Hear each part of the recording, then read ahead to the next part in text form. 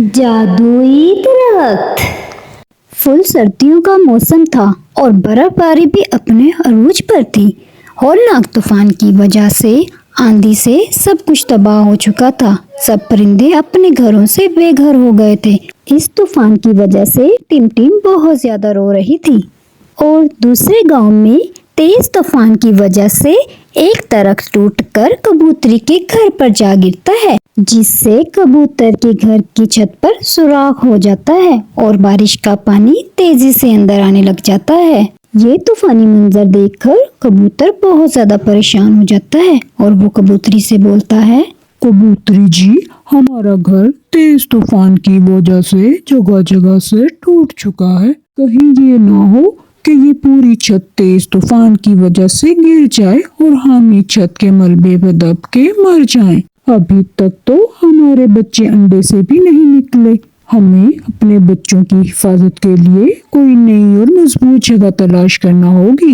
ये बातें सुनकर कबूतरी भी कबूतर से कहती है, कबूतर जी, आप बिल्कुल ठीक कह रही हैं। हमारे बच्चे हमें बहुत अजीज हैं। हमें इनके लिए कोई अच्छी और मजबूत जगह देखनी होगी, मगर उसके लिए हमें इस तूफान से गुजरना होगा। ये कहकर कबूतर और कबूतरी बाहर निकलते हैं और तेज तूफान में दूसरी जगह की तलाश में निकल पड़ते हैं।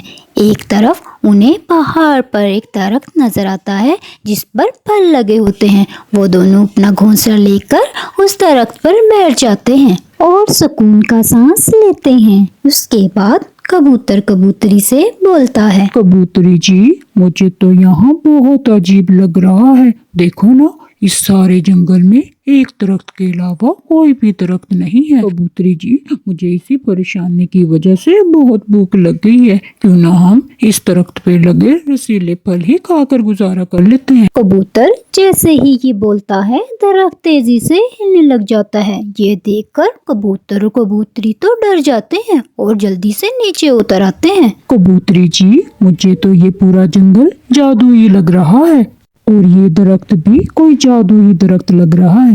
ये कहते ही दरख्त के अंदर से एक परी निकलती है। जैसे ही परी दरख्त से निकलती है, वो दोनों परी को देखकर बहुत बुरी तरह से डर जाते हैं। दोनों को डरता हुआ देखकर परी उनके पास जाती है और बोलती है, कबूतर और कबूतरी जी, आप उनसे डरे नहीं। मैं एक परी हूँ। एक जादूगरनी ने अपने जादू से मुझे इस दरख्त पर कैद कर दिया था। उसने ये कहा था कि कोई भी इस जंगल में नहीं आएगा और ना ही तुम आज़ाद हो सकोगी। आज तुम लोगों ने आकर मुझ पर बहुत बड़ी मेहरबानी की है। अब तुम मुझसे कुछ भी मांगो, मैं तुम्हें वो सब दूंगी। सुनकर कबूतर थोड़ी देर के लिए खामोश होता है और फिर परी से बोलता है, परी जी, हमारा घर इस तेज तूफान और आंधी की वजह से सारा टूट चुका है। हम उस पर अब हमारे पास कोई भी घर नहीं है कि हम उस घर में रह सकें। आप हमारे लिए एक ये मेहरबानी कर दें कि हमें एक छोटा सा घर दे दें और ताकि हम वहाँ पर सुकून से जिंदगी गुजार सके और हम इस बारिश और तूफान की वजह से बच जाएं। परी ये सुनकर मुस्कुरा देती है और अपनी जादुई छड़ी घुमाकर और उन्हें दूसरी तरफ प्यारा सा घर दे देती है। इतना प्यारा घर देखकर कबूतर और कबूतरी बहुत ज्यादा खुश हो जाते हैं और इन सब को देखकर वो परी का शुक्रिया अदा करते हैं।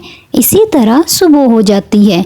वो सब परिंदे भी जो जंगल में तूफान की वजह से बेघर हो चुके थे, वो भी कबूतर और कबूतरी के पास आकर रहने लग जाते हैं। इसी तरह प्यारे बच्चों, आंधी और तूफान से हमें घबराना नहीं चाहिए, बल्कि मेहनत और लगन के साथ अपनी और दूसरे परिंदों की जिंदगियों को बचा लेना चाहिए।